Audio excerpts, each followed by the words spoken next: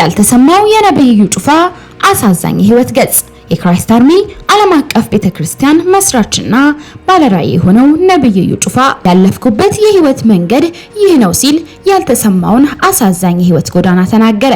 የእናቱ ህይወት አልፎ የቻለ አይነት ሰው የሚገርም ሰው በምድር የለም። እናት ደም ናት። እናትን አለመውደድ፣ እናትን አለማክበር፣ እናትን አለማስታወስ አይቻልም። እናትን ስታጣ ትልቅ ህይወት ነው የምታጣው። ተወዳጇ ዘማሪ ሶፊያ ሽባባው መጠለፏ ተነገረ። በድንቅ ዝማሬዎቿ የባረከችን ተወዳጇ ዘማሪ ሶፊያ ሽባባው ከማህበራዊ ሚዲያ ላይ መጥፋቷ ይታወቃል። ታዲያ በዛሬው ዕለት በደረሰ መረጃ መጠለፏ የተነገረ ሲሆን በዝርዝር የምናጋራቸው ይሆናል። ሌላ ዓለም ላይ እንደዚህ አይነት አይን ያወጣል ሌባና ማፊያ እግዚአብሔር ይፈርድ። እግዚአብሔር የነዚህ ሰዎች ጎሮሮ አምላክ ይፍረድ። አሁን ኢትዮጵያ ብትሄዱ የመሬት ሽሚያ 5 ሰው ሄዶ ምንድነው እሱ አሁን ካውንስል የሚባል መንግስት ያቋቋመው በዋጅ ድርጅት አለ። ካውንስል ሄድና 5 ሰው የለም እኮ ራእይ የለም፣ ጸጋ የለም፣ ጥሪ የለም። በማግስቱ የት መሰላችሁ? ማዘጋጃ ቤት መሬት ስጡን። ሰላም ጤና ይስጥልን ቤተሰቦቻችን፣ ሰላምታችን በያላችሁበት ይድረሳችሁ። ይህ የሮማንስ ሮድ የዩቲዩብ ቻናል ነው። በቻናላችን አዳዲስና ወቅታዊ ትኩስ መረጃዎችን ይዘንላችሁ መተናል። እስከ መረጃው ፍጻሜ አብራችሁን ቆዩ። ቻናላችንን ሰብስክራይብ ያላደረጋችሁ ሰብስክራይብ በማድረግና የደውል ምልክቷን በመጫን አዳዲስ መረጃዎችን በፍጥነት ያገኙ። ቪዲዮአችንን ለሌሎች ሼር በማድረግ ቤተሰባዊነቱን ያጠናክሩ። አሁን ኢትዮጵያ ብትሄዱ የመሬት ሽሚያ 5 ሰው ሄዶ ምንድነው እሱ አሁን ካውንስል የሚባል መንግስት ያቋቋመው በዋጅ ድርጅት አለ። ካውንስል ሄድና 5 ሰው የለም እኮ ራእይ የለም፣ ጸጋ የለም፣ ጥሪ የለም። ፌክ የሆነ ቃለ ጉባኤ ጻፍና የሆነ መተሪያ ደንብ ከሆነ ኮፒ ይደረግና በቃ ቤተክርስቲያን ልንከፍት ነው ሚኒስትሪ ልናቋቁም ነው ብለው ይመዘገቡና ያን ሰርቲፊኬት ይዘው በማግስቱ የት መሰላችሁ? ማዘጋጃ ቤት መሬት ስጡን ያለው የመሬት ሽሚያ ድርጅቱ የለም እኮ ምንም የለም እኮ የሰርቲፊኬት የእንትን የብሪፍ ኬስ ድርጅት ነው ያለው። ብሪፍ ኬስ ምንም የለም። ጥሩ መንግስት ነው ለሃይማኖቶች በተለይ ለፕሮቴስታንት እምነት ትንሽ ያደላ፣ ምክንያቱም መጨቆኑን መገፋቱን ስለሚያውቅ ትንሽ ፌቨር ነው አይደለም፣ ግን አትሊስት እኩል ይሆን ሁሉም የሚል አይነት ስላለ ይሄን ግርግር በመጠቀም መሬት ሽሚያ። ከዛስ ከትንሽ ጊዜ በኋላ አንድ የተወሰነ ቆርቆሮ አጥር ይታጠርና ለደላላ ይናገራል በሚስጥር መሬት ሽያጭ፣ መሬት ሽሚያ። ትንሽ ገፋ ያለው ደግሞ ህንፃ ይሰራል አሳምሮ ቆንጆ። በቀን አንዴ የሚበላው በሌለው ህዝብ መካከል ተቀምጦ የሚሰራው አዳራሽ ውበቱን ስፋቱን ብታዩ።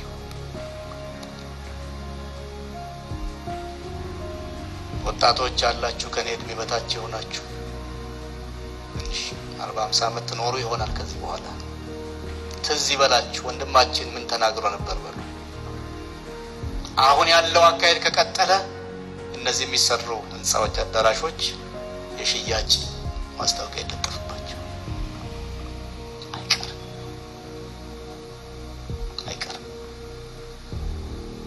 ህንፃ ላይ፣ ስብሰባ ላይ፣ ፕሮግራም ላይ፣ ወንበር ላይ፣ መድረክ ላይ፣ ሳውንድ ሲስተም ላይ፣ ቴክኖሎጂ ላይ ያለ ውድድርና ፉክክር ወገኖች፣ የሆነ ሰው የሆነ ቦታ ቆሞ ፊሽካ ይነፋ ይመስላል ማን ከማን እንደሚቀድማል ያለ ውድድር። ጽድቅ የሚባል ነገር፣ ሀቅ የሚባል እውነት የሚባል ዲሲፕሊን የሚባል ደቀ መዝሙርነት የሚባል የተገነባ ባህሪ የሚማርክ ህይወት መኖር የሚባል ነገር እንኳን ሊኖር አይሰበክም፣ አይነገርም። እንዲህ አይነት ጠንካራ ነገር ከተነገረ የተከፋይ ቁጥር ይቀንሳል ቀስ በቀስ። የሚፈለገው አሁን ጩኸት ነው፣ ጫጫታ ነው፣ ጭብጨባ ነው፣ እልልታ ነው፣ ፉጭነት ነው፣ ዝላይ ነው። ይሄ ነው የሚፈልገው። እንደገና ያለው ማየው ግን ጥሩ ነገር አይደለም ወገኖች። ለዚህ ነው ትምህርት ከሆነ የተሻሉ ሰዎች መጣዋል፣ አይታችኋል፣ ስብከትም ሰምታችኋል፣ በጣም ትንቢትም ጎርፎላችኋል። እኔ ያለኝ መልእክት ነው ያልኳችሁ ለዚህ ነው። እንመለስ ወደ ወንጌሉ። እንመለስ፣ ግድ የላችሁም እንመለስ።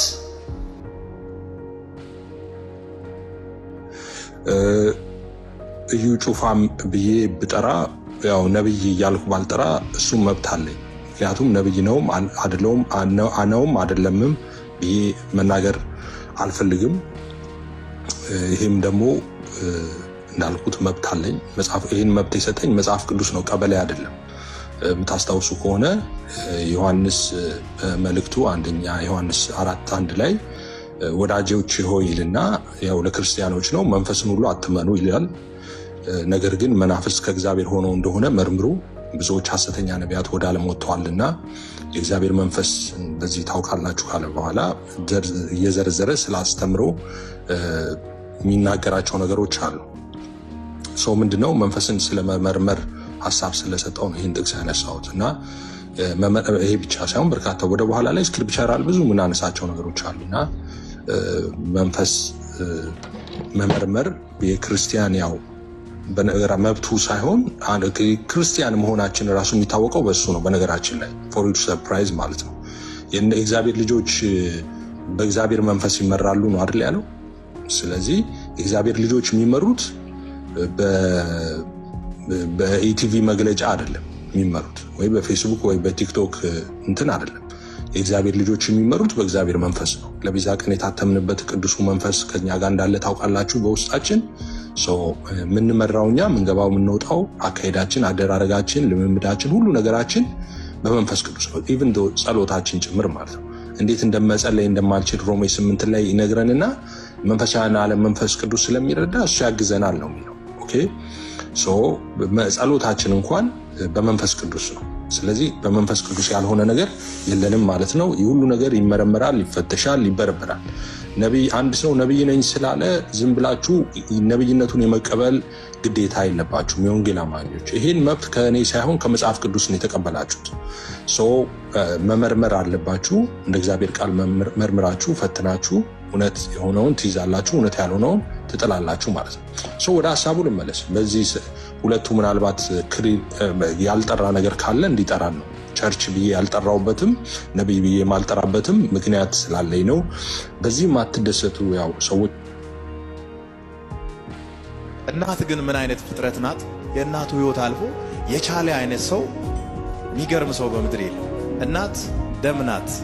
እናትን አለመውደድ፣ እናትን አለማክበር፣ እናትን አለማስታወስ አይቻል። እናትን ስታጣ ትልቅ ህይወት ነው የምታጣው። አትሞላም፣ ጎደሎ ትልቅ ሀብት ናት። እናት ያላችሁ አክብሩ፣ ተንከባከቡ። እናትን በሆነ ምክንያት ያጣችሁ እግዚአብሔር ያበርታችሁ። እናት ትልቅ ክብር ናት። ጌታ ኢየሱስ ክርስቶስ በዮሐንስ ወንጌል ላይ ሊሰቀል ወደ መስቀል ሲሄድ ዘወር ብሎ አንድ ከባድ አደራ የሰጠው ለዮሐንስ ነው። ብዙ ሰው ይከተላል፣ ተቃዋሚ ይከተላል፣ ወዳጅ ይከተላል፣ ቤተሰብ እየተከተለ ነው። እናቱ ማርያምም አለች። ኢየሱስ መስቀል ተሸክሞ ወደ ተራራ በሚጓዝበት ጊዜ ብዙ ሕዝብ ይከተለው ነበር። ከዚህ መካከል ኢየሱስ አይኑን እያንከራተተ በድካም መንፈስ ቀና ማለት አቅቶ ወደ ግራና ወደ ቀኝ እያየ ሰውን ይፈልጋል አደራ ለመስጠት። በዚህ ውስጥ አንድ ሰውን አገኘ፣ ዮሐንስ። የእናቴን አደራ አለ። ወደ ሰርግ ቦታ እየሄደ አይደለም እኮ ሊሰቀል እየሄደ ነው። ላቡ እየተንጠባጠበ ነው። ትልቅ መስቀል ተሸክሟል። ጀርባው ጎብጧል። ደም እየፈሰሰ እየተገረፈ ነው ወደ ተራራ የሚሄደው። በዚህ ውስጥ እናቱን ያስባል። ወደ መስቀል እየሄደ የእናትን አደራ ተንከባከባት፣ ጠብቃት። ለራሱ እየሞተ ለእናቱ ይጨነቃል። እናት ግን ምን አይነት ፍጥረት ናት? የእናቱ ህይወት አልፎ የቻለ አይነት ሰው የሚገርም ሰው በምድር የለም። እጅ ላይ ሲኖር ዋጋ አትሰጥም፣ ከእጅ ሲወጣ ግን በጣም ይቆጫል። የተነሳሁት ወይም ደግሞ የተወለድኩበት ሀገር ሾላ ኮዶ የሚባል ቦታ ሲሆን እንደምታዩት በዚህ አይነት ቦታ ነው የተወለድኩት። የተነሳሁት ከዚህ ነው። አባቴ ጩፋ ገነሞና ከእናቴ በየነች ዶግሶ ነው የተወለድኩት። ስሜ እዩ ጩፋ ይባላል። የተነሳሁበት አነሳስ ያለፍኩበትን ትክክለኛውን ታሪክ ነው። የተወለድኩበት ሾላ ኮዶ የሚባል ቦታ ሲሆን ከተወሰነ ጊዜ ድረስ እድገቴ በሾላ ኮዶ ነበር። ለቤተሰብ እየታዘዝኩ ትምህርት ቤት ከመሄደ በፊት ዋት ተነስቼ እኛ ጋር እንደተለመደው ገጠር አካባቢ ያለው ልምድ ወይም ባህል አለ። ለፋዘር ለማዘር የምንታዘዝበት ገጠር እንደመሆናችን መጠን ትምህርት ቤት ከመሄዳችን በፊት ቅጠል ቡና አለ። ቅጠል ቡና ለቅመን ቤት አስገብተን ይወቀጣል። ያንን አዘጋጅተን ነው ለቤተሰብ ሰጥተን ወደ ትምህርት ቤት የምንሄደው። በጣም በተረፈ ደግሞ ከብቶችን ከቤት አውጥተን እንደዚህ ሰፊ ሜዳ አለ። እዛ ቦታ ላይ ከብት አግድ ነበረ፣ ይጠብቅ ነበረ። እዚህ ትምህርት ቤት ላይ ነው የተማርኩት። እስከ 4 እዚህ ከተማርኩ በኋላ ደግሞ ከ8 እስከ ቀጥሎ ያለውን ሃይ ስኩል የተማርኩት ወላይታ ሶዶ ላይ ነውና መነሻ አርጌ ትምህርቴን የጀመርኩት እዚህ ቦታ ነው። ገና በልጅነቴ የእግዚአብሔር ጥሪ በውስጤ ስለነበረ ቁመቴ አጭር በነበረ ሰዓት ወንበር ላይ ወጥቼ እዘምር ነበረ። ከዛ ጊዜ ጀምሮ ነው የእግዚአብሔር ጥሪ በውስጤ ላይ የነበረው። በሚማርበት በትምህርት ቤትም ክላስ ውስጥ ጎበዝ ተማሪ ነበርኩ። መልስ በመመለስ እንዲሁም ደግሞ በውጤትም በጣም ጎበዝ ነበርኩ። የእግዚአብሔር ጥሪ ደግሞ ከዛ ሁሉ በልጦ አሸናፊ ሆኖ ወሰደኝ። ቤተሰቦቼም እኔም በትምህርት ብዙ ለውጥ እንደማመጣ፣ በትምህርት ብዙ ሰዎችን እንደሚደርስ፣ በእውቀት እንደሚጠቅም ነበር የታሰበው። ጥሪ መጣና በቅባት በትምህርት መድረስ ከምችልበት በላይ በእግዚአብሔር ጸጋ ሰዎች ጋር መድረስ እንድችል ጠቃሚ ሰው እንዲሆን የአገልግሎት መነሻ ያደረኩበት በተወለድኩበት አካባቢ ኮዶ ጋውሊያ ውስጥ ያለች ሕይወት ብርሃን ቤተክርስቲያን ናት። እቺ ቤተክርስቲያን አሁን ነው የተቀየረው እንጂ ገናኛ ለአገልግሎት ስንነሳ እንደዚህ ቆርቆሮ ቤትም አልነበረም፣ በጎጆ ቤት ውስጥ ነበረ። ይሄ እሳት ዓለምን ያጠለቀለቀ የተነሳው ከጎጆ ቤት ነበር። ጎጆ ቤቱ አሁን ተቀይሮ በእርግጥ እኔ ስመጣ ቆርቆሮ ቤት ሆኖ ተቀይሯል። እኛ ግን ገና ስንነሳ ጎጆ ቤት ነበረ። እንደዚህኛው ዘመናዊ ሳውንድ ሲስተም አልነበረም፣ ሙዚቃ መሳሪያ አልነበረም፣ ብዙ ህዝብ አልነበረም። ስለ አኖይንቲንግ ስለ ቅባት ብዙ ባልተረዳንበት ጊዜ የእግዚአብሔር መንፈስ አሰራር እዚሁ የተጀመረበት ቦታ ነውና እዚሁ ጋር ነው የተነሳሁት። እዚህ ትምህርት ቤት ላይ ነው የተማርኩት። እስከ 4 እዚህ ከተማርኩ በኋላ ደግሞ ከ8 እስከ ቀጥሎ ያለውን ሃይ ስኩል የተማርኩት ወላይታ ሶዶ ላይ ነውና መነሻ አርጌ ትምህርቴን የጀመርኩት እዚህ ቦታ ነው። ገና በልጅነቴ የእግዚአብሔር ጥሪ በውስጤ ስለነበረ ቁመቴ አጭር በነበረ ሰዓት ወንበር ላይ ወጥቼ እዘምር ነበረ። ከዛ ጊዜ ጀምሮ ነው የእግዚአብሔር ጥሪ በውስጤ ላይ የነበረው። በሚማርበት በትምህርት ቤትም ክላስ ውስጥ ጎበዝ ተማሪ ነበርኩ። መልስ በመመለስ እንዲሁም ደግሞ በውጤትም በጣም ጎበዝ ነበርኩ። የእግዚአብሔር ጥሪ ደግሞ ከዛ ሁሉ በልጦ አሸናፊ ሆኖ ወሰደኝ። ቤተሰቦቼም እኔም በትምህርት ብዙ ለውጥ እንደማመጣ፣ በትምህርት ብዙ ሰዎችን እንደሚደርስ፣ በእውቀት እንደሚጠቅም ነበር የታሰበው። ጥሪ መጣና በቅባት በትምህርት መድረስ ከምችልበት በላይ በእግዚአብሔር ጸጋ ሰዎች ጋር መድረስ እንድችል ጠቃሚ ሰው እንዲሆን እቺን ይዘን ወንጌላይ ወጥዲ ቺሲኑ ቢታ ቡራነ በዟቶ ግድማ ነው ወንጌላይ ወጥዲ ቺሲኑ ቢታ። ይህ ዓለምን አሁን እያቀጣጠለ የሚገኘው ዓለምን እየፈጠነ በዓለም ላይ እየፈጠነ የሚገኘው የእግዚአብሔር እሳት የተነሳው በዚህ አይነት ከበሮ በዚህ አይነት ኩራዝ ባለበት ቦታ የተጀመረው አኖይንቲንግ የዓለም ጫፍ ደረሰ። ስለዚህ እግዚአብሔር በእናንተ ላይ ጀምረው መልካም ስራ እስከ ዓለም ፍጻሜ ይቀጥላል። ምንም ማጣት በተወለዳችሁበት ሎኬሽን ሊገድብ አይችልም። ይቀጥላል፣ ያድጋል። በእኔ የሚገለጠው የእግዚአብሔር ክብር ገና የሚቀጥል ነው። ተወዳጇ ዘማሪ ሶፊያ ሽባባው መጠለፏ ተነገረ። በድንቅ ዘማሪዎቿ የባረከችን ተወዳጇ ዘማሪ ሶፊያ ሽባባው ከማህበራዊ ድህረ ገጾች ላይ መጥፋቷ ይታወቃል። ታዲያ በዛሬው ዕለት በደረሰን መረጃ መጠለፏን የተናገረ ሲሆን በፌስቡክ ገጿ ላይም ወዳጆቼ ከተወሰነ ጊዜ ጀምሮ ከሶሻል ሚዲያ ራሴን በማግለል በጽሞና ላይና በግል ስራዬ ላይ አተኩር ያለው ሲሆን ሰሞኑን የዋትስአፕ ቁጥሬ በጠላፊዎች ተወስዶ ከቁጥጥሬ ከወጣ ቀናት ተቆጠሩ። እንደሚታወቀው እኔ ትንሽ ነገር በሚዲያ ከተናገርኩኝ ውዝግብ ስለሚነሳና መነጋገሪያ ስለሚሆን ሰው ስንት የሚያስበው የራሱ ጉዳይ ያለበት የኔን ጉዳይ ሲያነሳ ሲጥል እንዲውል ባለመፈለግ ነገሩን ወደ ሚዲያ ላለማምጣት የታገልኩ ቢሆንም የተጠለፈውን የዋትስአፕ ቁጥሬን ማስመለስ አልቻልኩም። ስለሆነም ወዳጆቼና የሶፊያ ዲዛይን ደንበኞች በዋትስአፕ ቁጥሬ ምንም አይነት ገንዘብ እንዳትልኩ ብትጠየቁም ወይም ያልተገባ መልእክት በኔ ስም ቢደርሳችሁ እኔ አለመሆኔን ተረድታችሁ ገንዘብ ከመላክም ሆነ መልእክት ከመመለስ እንድትቆጠቡ አደራላችኋለሁ። በግሌ እረፍት አድርጌ ከሚዲያ የተገለልኩ ቢሆንም ጠላት ለምን በዚህ ልክ እንደሚዋጋኝ ባይገባኝም ይህን ለመጻፍ ተገድጃለሁ። ቅዱሳን ሁላችሁም በጸሎታችሁ አስቡኝ ስትል ተወዳጇ ዘማሪ ሶፊያ ሽባባው በማህበራዊ ትስስር ገጿ ላይ ይህን መልእክት አጋርታለች። እግዚአብሔር ይፈርዳል።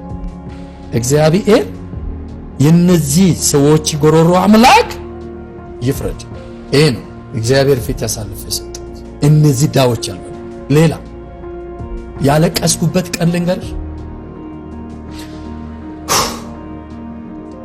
የኛ ቢሮ በታማኝነት የሚሰራው 2 አገልጋዮች እቃቸው ሽጦ፣ ሁለቱም አገልጋዮች እቃ ሽጦ ሙሉ እቃ ሽጦ የዛ ለሚወጡበት ቦታ ቤት ክራ ከፍሎ አንዱ ወደ ሻሽመኔ መጥቷል። አንዱ ሜዳ ላይ መውጣት ደረጃ ደረሰ። ሰላም እንዴት ናችሁ? ሀብትሽ ቦረና ነኝ። ይሄ ከእስር ቤት መልስ ከካቴና መልስ የመጀመሪያ ቪዲዮ ተደርጎ በመታሰቢያነት ይያዝልኝ።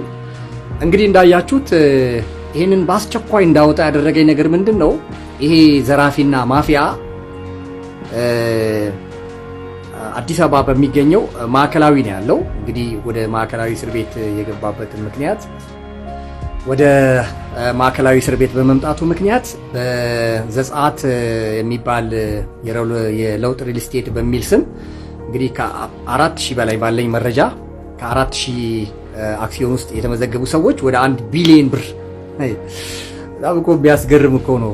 አማርኛና ሲዳምኛ እየተናገረ ሌባና ማፊያ ሐዋርያ ኢትዮጵያ ውስጥ ነው እኔ ያየሁት።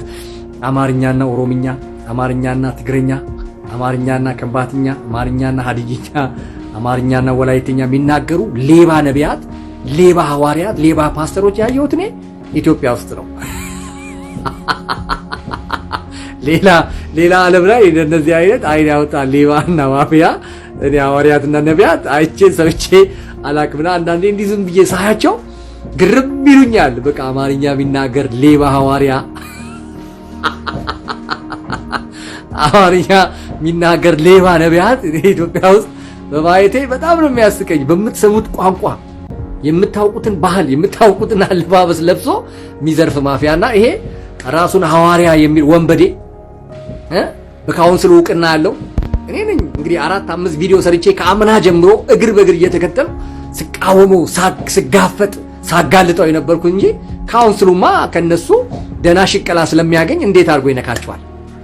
የካውንስሉን ጉድማ ከነ ማፊያው ጆሲ ጋራ የነበረውን ቅንጅት አንድ ባንድ አወጣላቸዋል በማስረጃ ማለት ነው።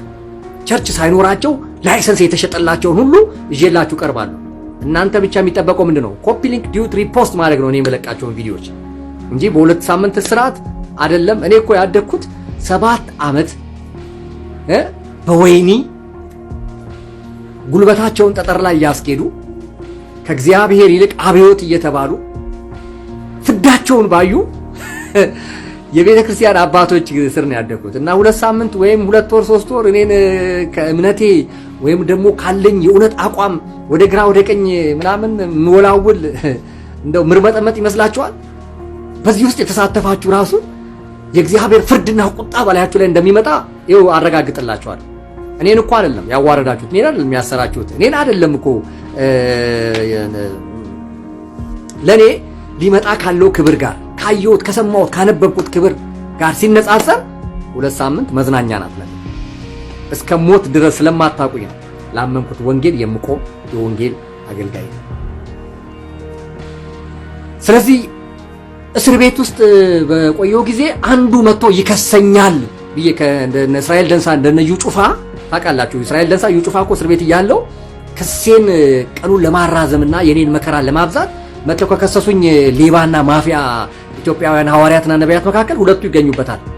በስማቸው ፎቶና ቪዲዮአቸውን ያስቀምጡ ሰራላችኋለሁ ድጋሚ ስለነሱ ማለት ነው። እና ይሄንንም ሰው እየጠብቄ ነበረ፣ ግን ምን ያደርጋል ተቀደመና እሱም ከአዲስ አበባ በመጡ የፌዴራል ኦዲተሮች የ4000 እና ከዛ በላይ የዘጻት ሪል ስቴት ውስጥ ላባቸውን ጠብ አድርገው ያጠራቀሙትን ገንዘብ ላጣርጓቸው 1 ቢሊዮን ብር ነው የበላቸው። አሁን በዚህ አጋጣሚ የምናገረው ለምንድን ነው? አንደኛ የምናገረው ነገር እውነት እንደሆነ እንድታውቁ።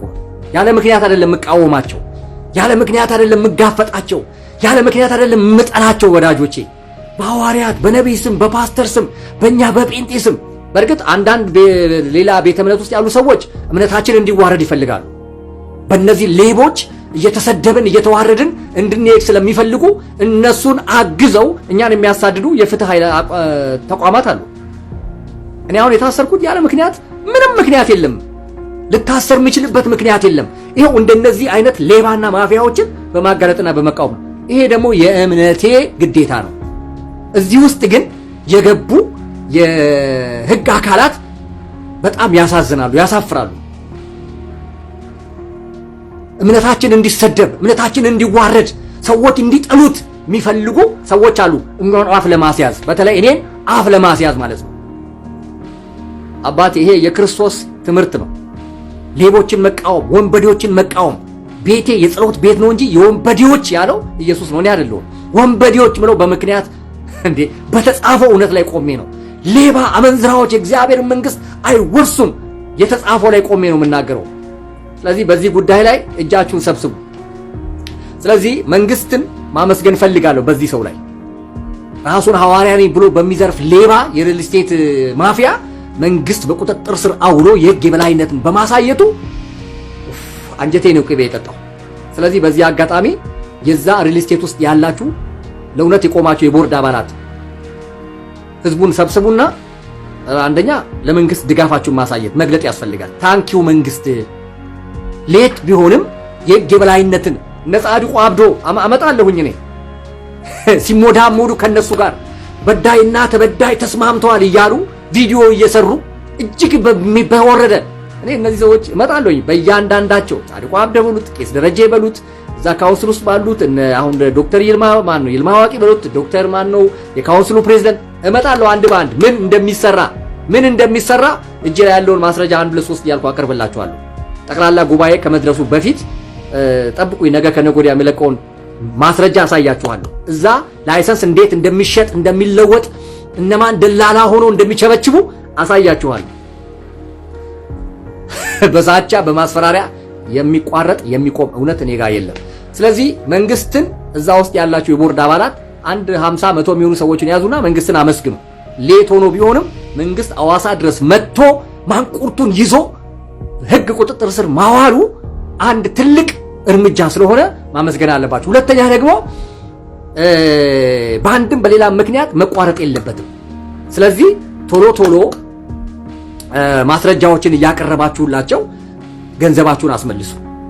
የሚገርም እኮ ዘጻት ሪል ስቴት ሐዋርያ ነኝ ብሎ ቤተክርስቲያን ብሎ ጸሎት ቤት ብሎ ሱቅ ከፍቶ 4000 ሰው በላይ አታሎ ከ1 ቢሊዮን ብር በላይ በልቶ ሐዋሳ ውስጥ ደግሞ ምን ሰርቷል መሰላችሁ? የማህበረሰብ አቀፍ የፖሊስ ጣቢያ ከፍቷል።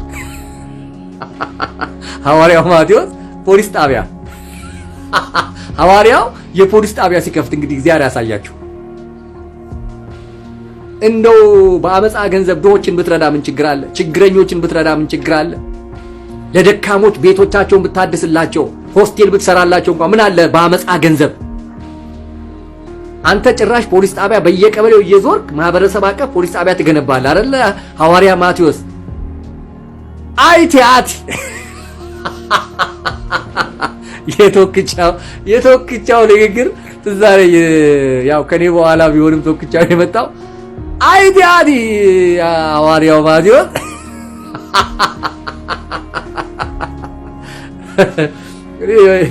የዚህ ዳማ ፋሚሊ ቤተሰቦች እህቶች ልጆች ወንድሞች ስላሉኝ እንደው ግርም ይለኛል። እንደዚህ አይነት ማፊያ ከሲዳማ ማህበረሰብ ውስጥ እንደዚህ አይነት መውጣቱ በጣም እኮ ስንት ጀግና ሩሩ የዋይ ሲዳማ አባቶችን ባየንበት ቤተሰብ ውስጥ እንደዚህ አይነት ማፊያ ሐዋሳ ላይ መሽጎ ፖሊስ ጣቢያ ይከፍታል በየቀበሌው እየዞረ። ስለዚህ ሌሎች ማስረጃዎችንም መረጃዎችንም ስለምለቅ ይሄንን ኮፒ ሊንክ ዲዩት ሪፖስት አድርጉልኝ በጌታ ፍቅር። ሀብትሽ ቦረናን በተአምር ፈርቼ ደንግጬ ምሸሽ ምደበቅ ማንነት የለኝ። ኢትዮጵያዊ ኩሩ ኢትዮጵያዊ ነኝ። ለእውነት ለወንጌል የቆም ማንንም የማልፈራ እግዚአብሔር የተባረከ ይሁን። ስለዚህ አብራችሁኝ እንድትሰሩ እንድትደግፉ በጣም ፈልጋለሁ። በደንብ ይሄ ከብሮድካስት ላይሰንስ አውጥቼ በደንብ ማሳደግ ስለምፈልግ በውስጥ መስመር ኢንቦክስ ላይ አናግሩኝ። ይቀጥላል። ትግላችን አይቆምም።